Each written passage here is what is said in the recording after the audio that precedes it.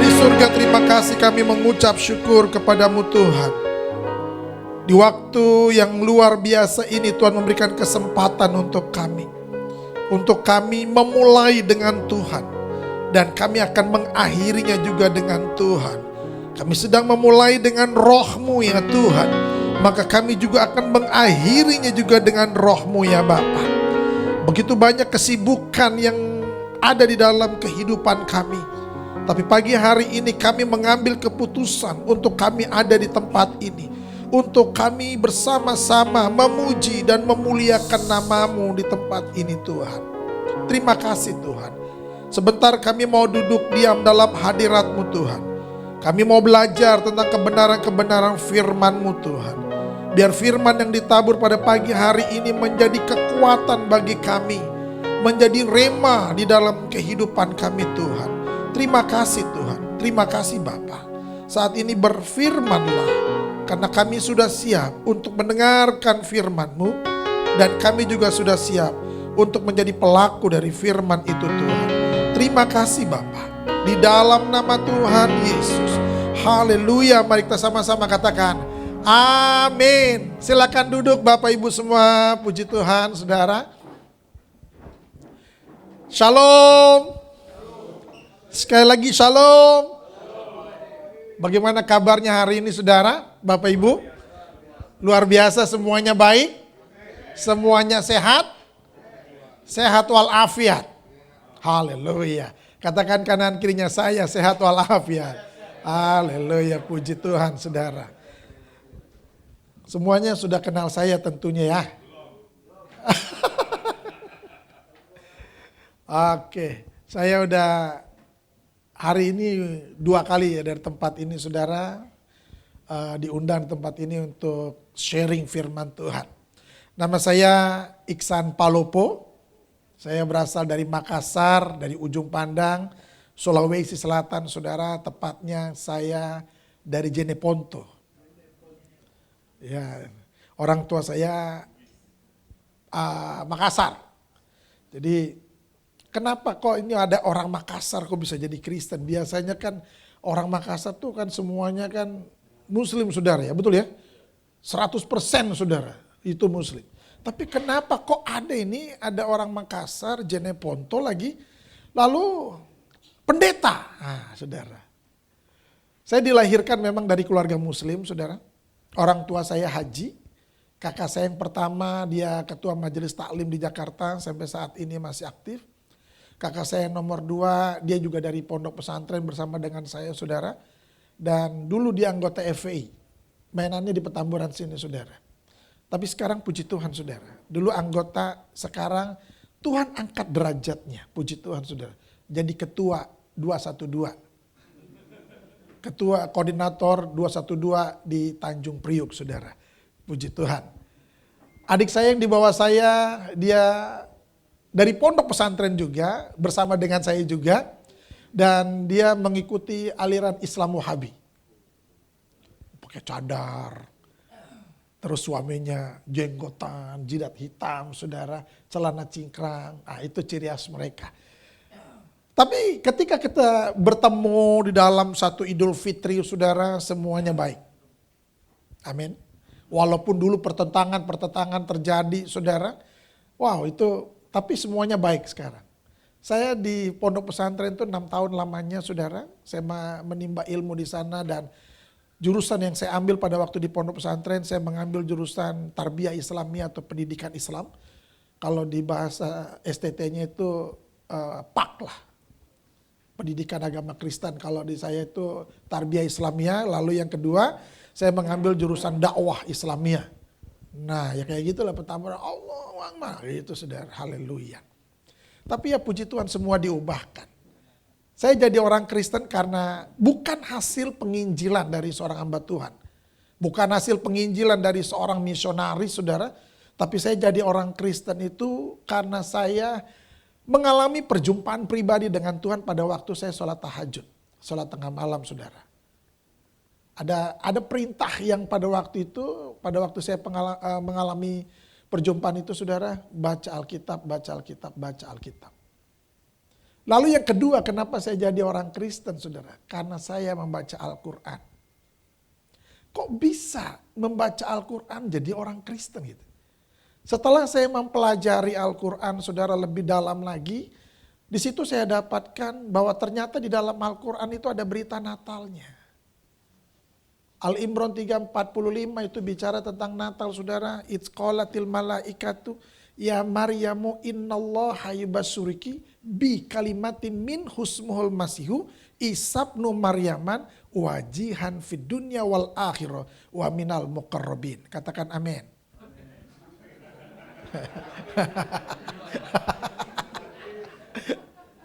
Pak, itu artinya apa? Artinya selamat Natal. Karena Al-Imran 3:45 itu bicara Allah mengirim malaikat Jibril kepada Maryam bahwa innallaha yubassuriki, sesungguhnya Allah memberikan kabar baik untukmu. Ini adalah kabar sukacita untukmu bahwa engkau akan mengandung dan melahirkan seorang anak yang diberi nama Isa. Walaupun di situ ada pertentangan antara Maria pada waktu itu dengan malaikat Jibril, nggak mungkin. Saya belum bersuami, mana mungkin saya bisa mengandung apalagi melahirkan. Tapi Allah bilang begini, idza arada syai'an ayyakula lahu kun fayakun.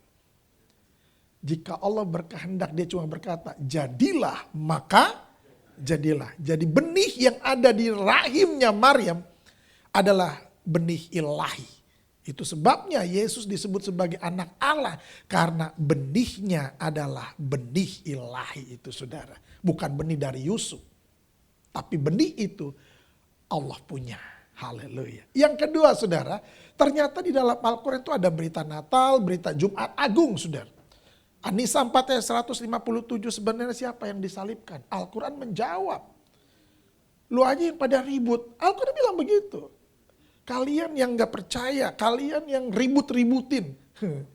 Kalian yang gak percaya bahwa yang disalibkan itu adalah Isa Al-Masih. Itu Jumat Agung. Lalu ada Paskah. Paskah Maryam 19 ayat 33, wassalamu alayya yauma wulitu wa yauma amutu wa yauma ubhasun hayyan. Aku diberkati pada waktu aku dilahirkan, mati, dibangkitkan, hidup kembali. Itu sebabnya Yesus disebut Allah yang hidup, karena Al-Quran juga mencatat itu, saudara. Lalu dari Paskah kebangkitannya, kenaikannya ke surga. Quran surat An-Nisa 4 ayat 158 itu dikatakan dalam Al-Quran menulis Yesus terangkat ke surga. Bangkit, dia gak mati, saudara. Dia terangkat ke surga. Lalu kedatangannya kedua kali, Quran surat An-Nisa 4 ayat 159 itu tercatat bahwa dia, Isa Al-Masih akan datang kedua kali. Itu sebabnya seluruh orang muslim itu mengerti dan memahami bahwa Yesus Kristus akan datang kedua kalinya ke muka bumi ini. Untuk apa? Menghakimi. Untuk apa? Menyelamatkan manusia ini, saudara. Puji Tuhan. Saudara, dari hasil pengalaman saya, dan saya menginjili, karena semua penginjilan itu dimulai dari Yerusalem, dari rumah, saudara. Dan puji Tuhan, saya punya ponakan saya perempuan, saudara, injilin, akhirnya dia dibaptis. Dari dia dibaptis, dia menginjili suaminya. Akhirnya suaminya juga dibaptis. Ini orang tua akhirnya menginjili anak-anaknya. Jadi satu keluarga, semuanya sudah melayani Tuhan, saudara. Haleluya. Di salah satu gereja di Jakarta, kemudian saya punya adik di Makassar, itu saya yang baptis. Karena dia minta sendiri dibaptis, saudara. 2004, mama saya Ibu Haji terima Yesus sebagai Tuhan dan Juru Selamat. Amin. 2015, Pak Haji, bapak saya, ikut Yesus, saudara. Memang saya menginjili, saudara. Jadi saya nggak tinggal diam ketika saya sudah menerima kebenaran. Kebenaran itu memerdekakan saya. Dan tugas saya adalah beritakan kebenaran itu. Beritakan kemenangan ini. Beritakan kabar baik ini. Berikan kabar sukacita atas mereka. Karena prinsip penginjilan saya adalah menginjili tanpa menyakiti. Menginjili tanpa melukai. Menginjili tanpa menyinggung-nyinggung, saudara. Menginjili tanpa ngejelek-jelekin orang, saudara. Yang kita kabarkan apa? Kabar baik. Nggak pusing sama yang jelek-jelek. Ini adalah kabar baik untukmu. Amin, saudara. Jadi itu prinsip penginjilan saya kepada orang tua saya. Apalagi bapak saya, saudara. Jamah dulu perutnya, baru jamah hatinya. Bapak saya itu suka duren, suka nasi padang, suka soto Betawi. Jadi ketika saya datang ke bapak saya datang sebagai sahabat, bukan sebagai anak. Jadi manggilnya enak, saudara. Hei, Pak Haji, Assalamualaikum Pak Haji. Terus dia jawab juga, pendeta. Jadi hubungan kami tuh udah enak banget, saudara. Sampai pada akhirnya, karena saya punya targetnya apa? Sampai bapak saya curhat sama saya. Sampai mama saya curhat sama saya. Kenapa? Dari curhat itu, Injil bisa masuk, Al-Quran bisa masuk, dan Yesus bisa berkuasa di situ, saudara. Kenapa? Karena yang dilihat kan sayanya dulu. Bukan Yesusnya. Nilai saya baik, maka orang tua saya juga ini benar nih. Kenapa? Karena ada perubahan ketika ikut Yesus. Amin, saudara ya. Jadi hari-hari ini saya banyak mengajar Islamologi ke beberapa sekolah tinggi teologi, saudara. Saya gembala di JKI Bethlehem yang ada di Tanjung Priok. Saya juga bernaung juga bergabung di Asosiasi Pendeta Indonesia yang ada di Tanjung Priok itu, saudara. Dan puji Tuhan semua berjalan dengan luar biasa, berjalan dengan baik adanya, saudara. Puji Tuhan. Dan saya terus sekolah S1, saya S1 teologi, kemudian selesai, kemudian S2 teologi juga selesai, dan 14 Agustus 2025 saya akan diwisuda untuk doktor teologi, saudara. Puji Tuhan. Disertasi saya tentang, nggak jauh-jauh, saudara, tentang pentingnya studi Islam dalam pengenalan akan Kristus dan pertumbuhan jemaat Tuhan, saudara. Amin. Kenapa? Karena dari situ akan ngerti. Orang Kristen tuh nggak gampang lari. Kenapa? Gue udah tahu kebenarannya. Gue udah ngerti kebenarannya. Bahwa Yesus adalah Tuhan dan Juru Selamat. Ya kan? Dan dikonfirmasi lewat Al-Quran, saudara. Makanya penginjilan saya kan kebanyakan kepada orang-orang Muslim, saudara. Puji Tuhan. Masa-masa COVID kemarin, kami membaptis 27 orang Muslim, saudara. Masa-masa COVID. Bersama sahabat saya Saifuddin Ibrahim, saudara, kita keliling. Orang-orang pada ketakutan, kita mah keliling. Udah gak ada takutnya kayaknya. Karena masa-masa COVID itu kan banyak orang ketakutan kan. Kita takut-takutin lah. Mati masuk neraka. Karena tertulis, saudara. Makanya saya bangga, saya senang jadi orang Kristen. Kenapa? Karena Al-Quran mengkonfirmasi ada 4 berkat untuk orang Kristen. Yang pertama penebusan dosa, yang kedua itu surga, yang ketiga itu berkat dari atas, yang keempat itu berkat dari bawah, dan itu tertulis. Al-Maidah 5 ayat 65 sampai dengan 66. Itu ada tertulis. Bagaimana dengan sahabat kita orang-orang Muslim? Ada berkatnya juga, saudara. Maryam 19 ayat 71, mereka akan mendatangi neraka itu. Itu doktrin, saudara. Dan itu sudah diyakini sama mereka semua, saudara. Puji Tuhan. Artinya apa? Sekali Yesus tetap Yesus. Hadiahnya itu bukan rantang, saudara. Hadiahnya bukan kulkas. Hadiahnya surga. Amin. Makanya nggak segampang itu kita, yang penting gue jadi Kristen. Enggak, saudara. Ada sesuatu yang harus kita lakukan. Amin, saudara. Nah, saudara, hari ini ada satu tema, kita berjalan dalam konsep kerajaan Allah. Kenapa saya kasih tema seperti ini, saudara? Di dalam hidup ini selalu ada 2. Berkat dan kutuk. Hidup dan mati. Surga, neraka. Betul, saudara? Berjalan dalam konsep kerajaan Allah atau berjalan dalam konsep keinginan kita sendiri. Berjalan dalam kehendak Allah atau berjalan dalam keinginan kita sendiri. Selalu ada 2. Hamba Allah atau hamba Tuhan atau hamba setan.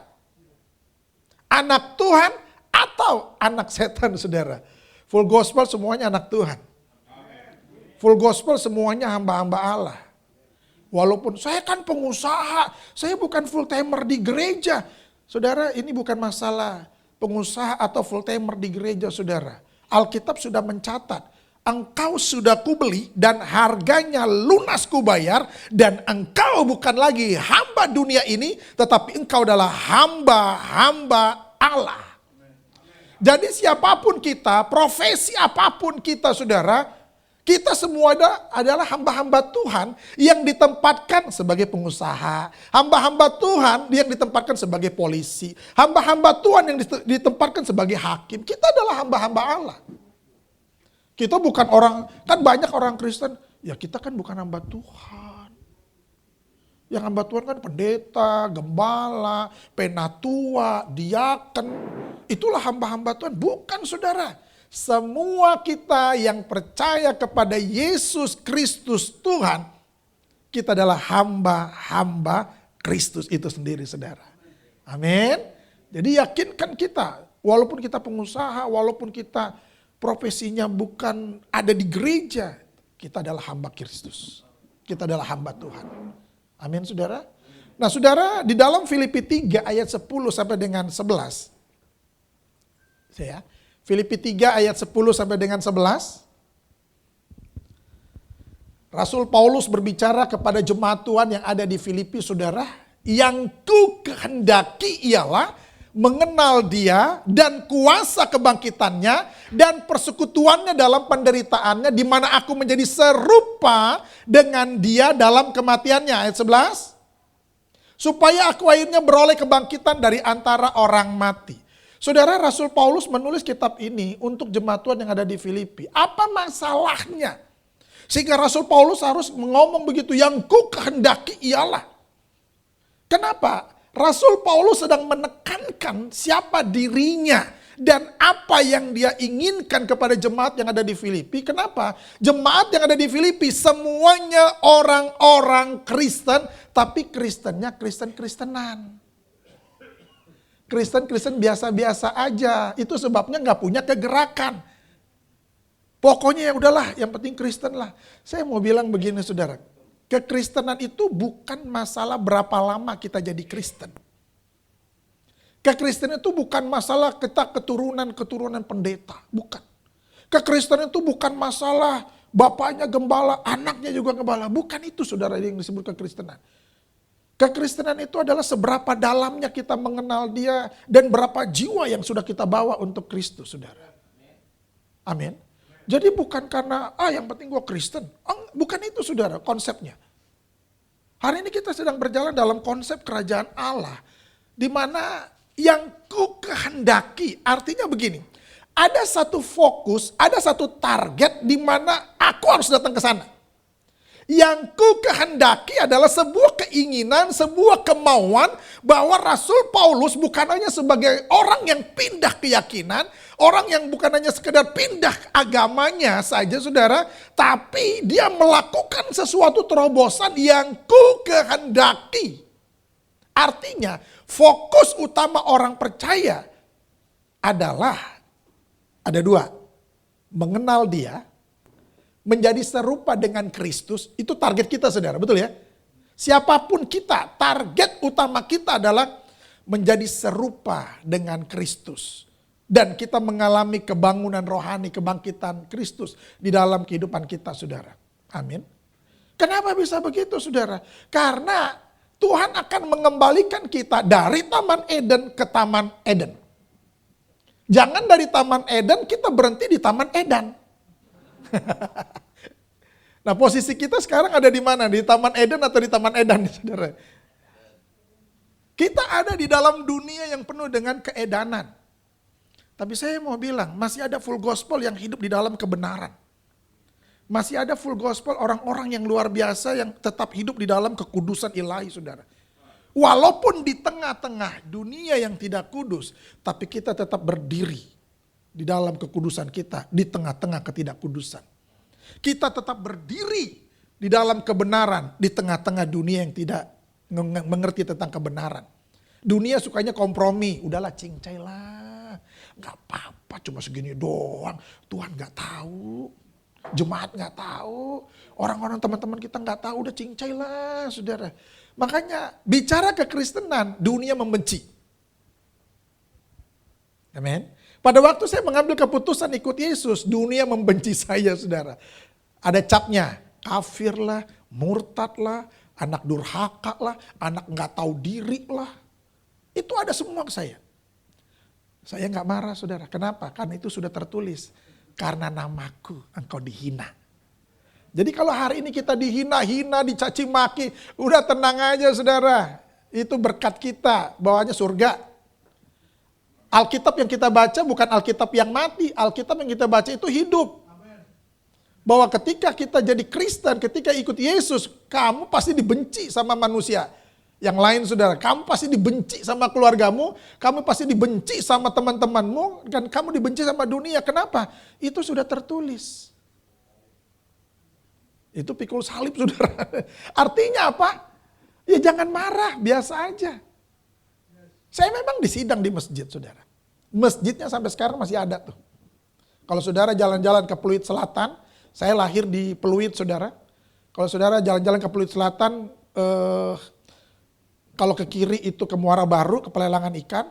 Ke kanan itu ke arah Pademangan saudara. Nah di situ di hook itu ada masjid namanya Masjid Nurul Mubin. Disitulah saya mengajar. Saya jadi ustadz dulu di situ saudara. Dari pondok pesantren 6 tahun, lalu saya kembali ke Jakarta saudara. Saya jadi ustadz di situ, saya mengajar pengajian di situ saudara. Dan bapak saya salah satu donatur di situ tempat bangunan masjid. Makanya ketika saya jadi Kristen, gempar. Tuh Ustadz jadi Kristen gimana ceritanya? Disidang di masjid saudara. Disidang di masjid bukan ditanya-tanya. Kenapa lo jadi Kristen? Bukan begitu saudara. Ditabok, ditendang, dipukulin, dibilang kafir. Kenapa? Mereka nggak salah untuk melakukan itu saudara. Kenapa? Karena ini manusia kafir. Harus dianiaya memang nih.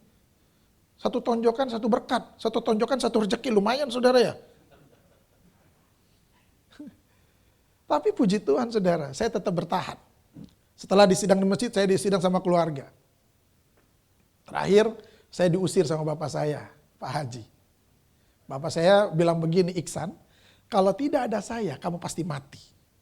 Terus saya bilang begini, Pak, Tuhan yang saya sembah saat ini adalah Tuhan yang sanggup memberikan kehidupan bagi saya. Ngomongnya sih keren saudara ya, betul ya. Tapi pas keluar rumah bingung mau kemana gitu saudara. Tapi Tuhan terus tuntun saudara. Saya datang ke rumah keluarga saya, kakak-kakak saya, mereka juga usir. Haram hukumnya lu datang ke sini, lu najis, lu kafir.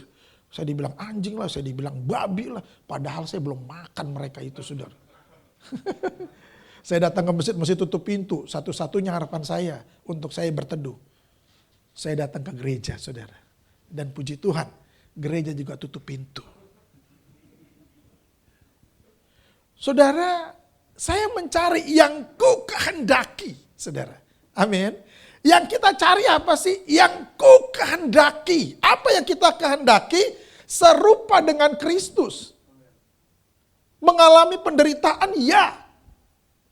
Itu yang saya alami saudara. Ini target kita. Siapapun kita punya 2 target.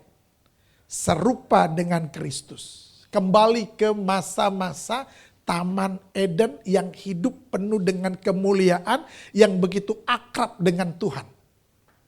Yang gak pernah jauh dari Tuhan saudara. Dan Tuhan akan kembalikan itu ke masa-masa yang seperti itu lagi saudara. Dari kemuliaan kepada kemuliaan. Dari Taman Eden kepada ke Taman Eden lagi saudara. Itu yang Tuhan inginkan. Serupa, segambar dengan Kristus. Itu yang Tuhan mau kembalikan lagi. Dan ini target utama kita. Amin saudara. Bagaimana caranya untuk kita menuju ke sana? Yang ku kehendaki. Coba, mana itu firmannya? Yang ku kehendaki apa? Mengenal dia. Itu yang pertama. Semua manusia di dunia ini pasti kenal Yesus, saudara.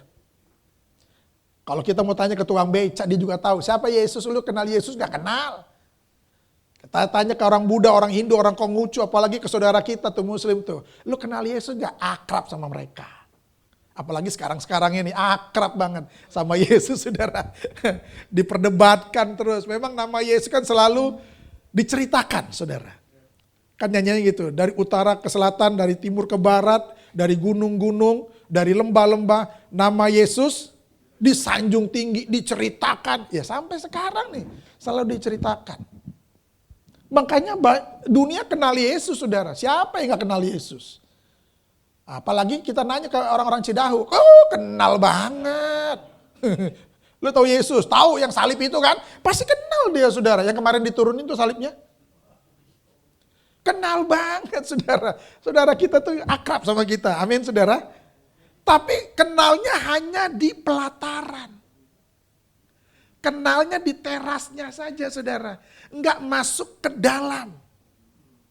Kayak contoh hari ini kita ada di Rose Garden ini, saudara. Kalau kita nggak masuk ke dalam ruangan ini, kita nggak bakalan tahu apa yang ada di dalam ruangan ini, betul? Tapi ketika kita masuk ke ruangan ini, saudara, semuanya kita lihat, oh ternyata ada ini, ada ini, ada ini, ada ini, semuanya. Kita kenal, saudara. Dan kita tahu, oh letaknya di sini, letaknya di sini. Kita tahu kenapa? Karena kita sudah masuk ke dalamnya. Amin.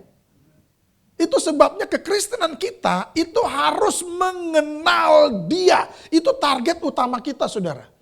Untuk kita menjadi serupa, segambar dengan Kristus, mengenal Dia itu penting. Kalau bahasa Yunaninya itu ginosko. Ginosko itu pengenalannya itu lebih dalam lagi. Makanya kalau ditanya sama suami istri, kamu kenal suamimu? Kenal. Tahu warna kesukaannya? Tahu. Tahu makanan kesukaannya? Tahu. Tahu nomor sepatunya? Tahu.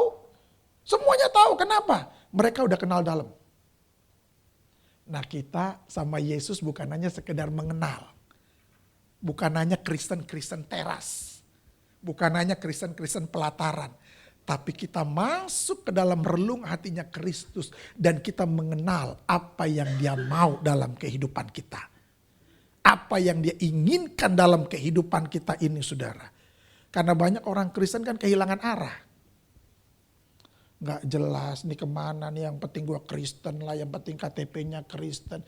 Yang penting orang tua gue pendeta, hari Minggu ke gereja kalau sempat. Kalau gak sempat gak ke gereja. Baca Alkitab kalau sempat, kalau gak sempat juga gak usah baca. Berdoa itu juga kalau mau tidur itu pun cuma laporan, Bapak terima kasih. Ini Kristen-Kristen pelataran, saudara, yang nggak masuk ke dalam relung hatinya Kristus itu, saudara. Bagaimana kita mau menjadi serupa dengan Kristus, berkarakter seperti Kristus, kalau kita nggak kenal Dia? Harusnya kita like father, like son. Begitu bapaknya, begitu juga anaknya. Kalau bapaknya selalu memberi makan kepada orang-orang miskin, anaknya juga begitu, saudara. Kalau bapaknya selalu memberkati, anaknya juga pasti memberkati. Namanya juga anak Tuhan. Beda kalau anak setan. Baunya ribut melulu. Kerusakan melulu. Pokoknya ada dia pasti ribut. Ada dia pasti terjadi kekacauan, saudara. Kenapa jadi troublemaker? Yesus datang bukan menjadi troublemaker, saudara. Tapi membawa damai. Amin, saudara. Saling mengasihi sesama. Itu namanya anak Tuhan. Like father, like son. Bapaknya begitu, anaknya juga begitu. Jangan ngaku-ngaku anak Tuhan, bapaknya ke kanan, dia ke kiri. Itu namanya pemberontakan nih, saudara. Sudah ada di Alkitab, saudara. Ada banyak yang tertulis di situ. Makanya banyak orang-orang Kristen yang hidupnya tidak tepat akan firman Allah. Kita semua sedang berusaha nih, sedang masuk ke areal ini, saudara. Untuk menjadi serupa segambar dengan Kristus. Kita sedang masuk di situ. Termasuk pendeta juga, gembala juga. Nggak ada yang kudus-kudus itu semuanya, saudara. Semua kita sedang masuk di dalam tahap masuk kepada keserupaan dengan Kristus. Sedang berusaha di situ, saudara. Jatuh bangun nggak? Pasti. Masalah banyak nggak? Pasti, saudara. Tapi semua kita bisa atasi. Itu sebabnya pikul salib, sangkal diri, ikut Yesus, saudara. Amin. Itu yang pertama, mengenal Dia. Untuk kita menjadi serupa dengan Kristus. Yang kedua, mengalami kuasa kebangkitannya. Kalau bahasa Yunaninya itu dunamos, saudara. Kalau bahasa kerjanya dinamis. Kalau bahasa bom, dinamit. Nah gitu saudara. Kalau bahasa kipas angin ada dinamonya. Nah gitu. Ada penggeraknya saudara. Ada ledakan-ledakan gairah cinta. Artinya begini saudara. Kalau kita mau mengalami Kristus dalam hidup kita, ya kita harus mengalami kuasa kebangkitannya. Kalau enggak kita menjadi Kristen yang memble, melempem terus. Rohnya juga tertidur aja, jasmaninya sih oke, tapi rohnya kacau saudara. Kenapa? Ini yang Tuhan kehendaki. Kita mengalami kuasa kebangkitan Kristus dalam hidup kita. Pak, saya sering ikut KKR. Bukan masalah sering ikut KKR-nya saudara. Saya pernah jadi ketua KKR, bukan itu masalahnya. Permasalahannya apa? Apakah kita mengalami kebangunan rohani di dalam hidup kita, saudara? Pribadi lepas pribadi, mengalami kebangunan Kristus dalam hidup kita. Mengalami kebangunan rohani di dalam hidup kita, saudara. Katakan amin. Ini yang harus kita pahami baik-baik sebagai orang-orang percaya, saudara. Supaya apa? Kita serupa segambar dengan Dia. Kalau kita nggak masuk di dalam, kita nggak ngalami kebangunan rohani, ya udah Kristennya kayak gitu saudara. Acak-acakan. Ke gereja kalau sempat, kalau nggak ke gereja ya udah nggak apa-apa. Baca Alkitab kalau sempat, kalau nggak sempat ya sudah nggak apa-apa. Ini yang nggak beres saudara. Sesibuk-sibuk apapun juga, kita tetap berdoa dan kita tetap baca firman Tuhan. Kayak full gospel di tempat inilah.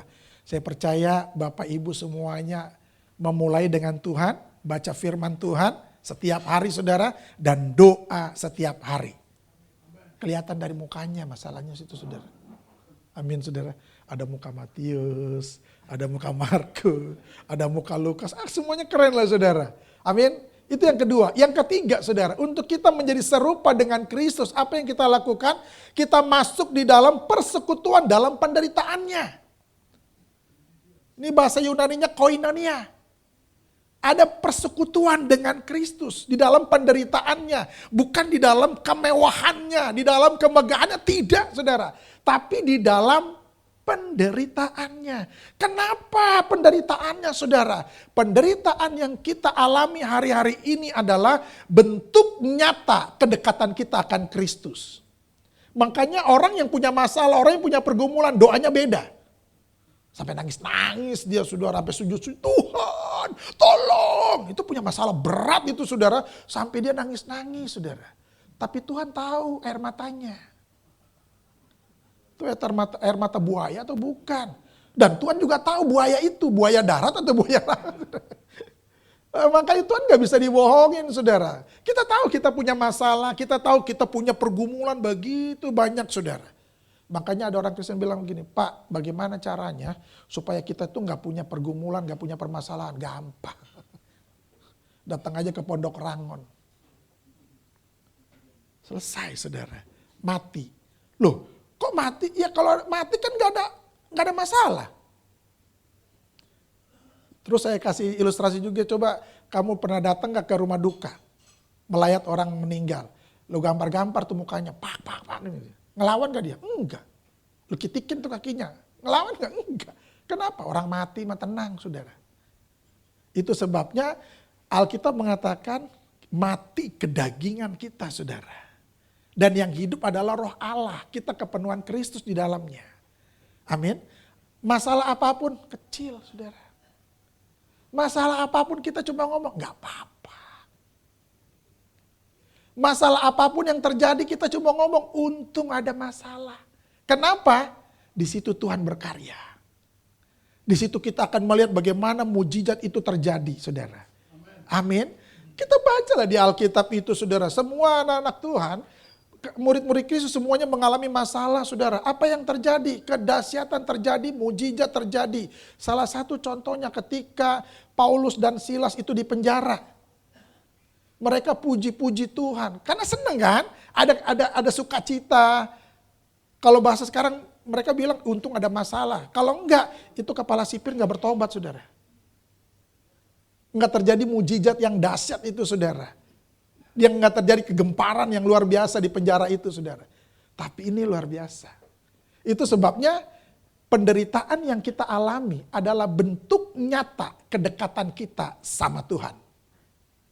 Amin, saudara. Makanya orang kita hidup di dalam ada persekutuan, ada penderitaan, ada persekutuan, ada penderitaan, ada masalah, ada pergumulan. Dan ketika kita hidup dalam Tuhan, itu bentuk nyata bahwa aku dekat sama Tuhan. Dan Tuhan melakukan mujizatnya.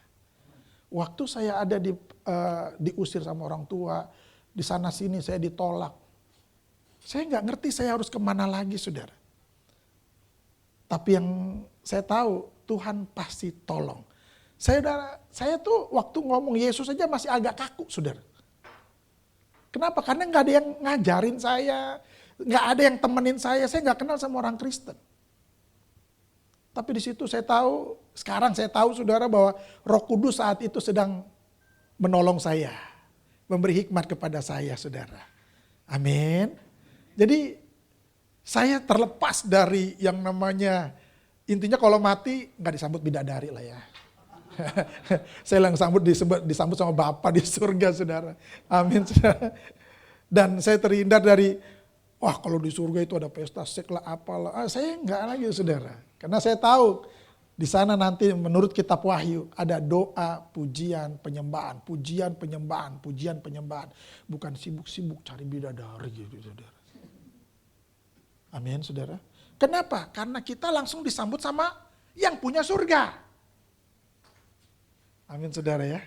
Makanya saya pernah ngomong begini, kamu yakin gak masuk surga? Oh ya, yakin. Kalau yakin, tahu passwordnya. Apa passwordnya? Yesus. Kenapa kamu masuk surga? Karena kita kenal sama yang punya surga. Jadi kalau kamu mau masuk surga, harus kenal sama yang punya surga. Kalau nggak kenal nggak bisa. Kayak contoh lah datang ke ibadah ini. Siapa dia? Siapa dia? Pasti dicurigai kan? Saling bertanya-tanya. Lu ngundang? Enggak. Lu kenal? Enggak. Itu siapa? Enggak tahu gitu, saudara. Kenapa? Karena nggak dikenal. Betul, saudara? Pada waktu saya datang ke rumah bapak ibu lah. Salam, salam. Siapa tuh orang, kan pasti gitu kan. Bapak kenal? Enggak. Jangan suruh masuk. Dia cuma ngomong-ngomong salam doang, penipu itu. Kenapa? Karena nggak dikenal. Tapi ketika saya datang ke rumahnya Pak Le, udah asik, udah ngobrol, lalu saya datang bertamu. Assalamualaikum. Kok assalamualaikum? Shalom. Shalom gitu kan. Pak Len lihat saya. Weh, Pak Pendeta, masuk. Kenapa? Sudah dikenal. Jadi hari ini kalau kita mau masuk surga, harus kenal sama yang punya surga. Kalau nggak kenal sama yang punya surga, I'm sorry. 3 hal, saudara, hari ini kita belajar, saudara, untuk kita menjadi serupa dengan Kristus. Kembali, kalau bahasa Islamnya itu kembali kepada Idul Fitri. Idul Fitri itu bukan lebaran. Idul Fitri itu artinya artinya kembali, fitri artinya fitrah, kembali kepada fitrahnya manusia nih pada masa-masa penciptaan awal. Serupa, segambar, marilah kita menjadikan manusia itu serupa, segambar dengan kita. Itu yang Tuhan sedang lakukan untuk kita, saudara. Kembali kepada fitrahnya, kembali kepada Idul Fitrinya, saudara. Bagaimana caranya? Kita harus kenal dia. Siapa itu Kristus, bagaimana karakter Kristus, bagaimana sifat Kristus itu, saudara, kita harus kenal baik sama dia. Lalu kita masuk dalam persekutuannya. Ya kayak gini, saudara. Saudara, kita sedang masuk dalam persekutuan bersama dengan Kristus. Makanya semangat semua kan? Apa tadi Pak? Yel-yelnya FJ. FJ man gitu kan? Terus yang perempuan apa? Ibu-ibu? LOF. Pada semangat kan? Nggak pada diam. LOF. FJ to man. Semuanya semangat, saudara. Kenapa? Karena orang yang ada dalam situ, saudara, mengalami kebangunan rohani. Orang yang mengalami kebangunan rohani itu terbukti dari jasmaninya. Semangatnya luar biasa. Udah opa-opa, umur 91 tahun ya Pak ya? 92 lagi. Tapi masih tetap datang ke tempat ini saudara. Padahal kalau di rumah enak-enak sambil dengar-dengar lagu tahun 60-70-an gitu kan. Sambil ngopi, makan pisang goreng saudara. Tapi datang ke tempat ini untuk apa? Ini persekutuan kita. Supaya apa? Rohani kita dibangkitkan kembali. Dan kita mengalami kebangunan rohani. Apapun penderitaan kita nggak usah pusing. Kenapa? Karena itu bentuk kedekatan kita dengan Kristus. Makanya kita harus tetap sukacita walaupun ada masalah. Kelihatan dari mukanya saudara. Umur 92 tahun masih segar buger. Sehat walafiat. Masih bisa main catur Pak ya? Masih bisa main golf saudara. Kenapa? Nggak ada masalah yang kayak gitu saudara. Kenapa? Karena kita tetap dekat sama Tuhan. Orang yang dekat sama Tuhan itu tetap sehat walafiat. Amin. Itu sebabnya orang Kristen itu awet muda. Kenapa? Karena hidupnya penuh dengan pujian, penyembahan, sukacita, damai, sejahtera, saudara. Coba kalau kita hidupnya penuh dengan ribut melulu. Hatinya nggak pernah damai, umur 35 tahun udah kayak 60. Udah keriput saudara. Padahal umurnya baru 35 tahun. Tapi di dalam Yesus semua awet muda. Coba tengok kanan kirinya tuh, itu orang-orang awet muda tuh. Orang-orang seger gitu kan saudara. Amin. Jadi 3 hal hari ini kita belajar saudara. Untuk kita menjadi serupa dengan Kristus dan mengalami kebangkitan Kristus dalam kehidupan kita saudara. Yang pertama, kenal dia. Yang kedua, mengalami kebangkitan Kristus dalam hidup kita. Yang ketiga, hidup dalam persekutuannya, dalam penderitaannya bersama dengan Kristus. Orang Kristus, orang Kristen harus bermegah dalam penderitaan bersama dengan Tuhan. Amin. Jadi biar 3 hal ini saudara menjadikan kekuatan bagi kita. Untuk kita selalu mengatakan apa? Sekali Yesus, tetap Yesus saudara. Amin. Mari kita berdoa. Bapa di surga, terima kasih kami mengucap syukur kepadamu Tuhan. Terima kasih untuk firman-Mu ini Tuhan. Terima kasih untuk sharing firman Tuhan yang Tuhan berikan kesempatan untuk kami mendengar ya Tuhan. Biar kami tetap semangat di dalam Engkau Tuhan. Kami menyadari bahwa hidup kami harus serupa dengan Kristus dan mengalami kebangkitannya Kristus dalam kehidupan kami. Itu sebabnya kami harus mengenal Dia lebih dalam lagi Tuhan. Kami harus mengalami kebangunan rohani di dalam kehidupan kami Tuhan. Kami harus mengalami penderitaan bersama dengan Kristus karena kami tahu penderitaan bersama dengan Kristus itu adalah bentuk nyata kedekatan kami kepadanya ya Tuhan. Terima kasih Tuhan. Terima kasih firman-Mu sudah disampaikan atas tempat ini Tuhan. Biar firman yang ditabur ini menjadi kekuatan dan menjadi rema di dalam kehidupan kami Bapa. Terima kasih Bapa. Di dalam nama Tuhan Yesus. Haleluya. Amin. Saya kembalikan.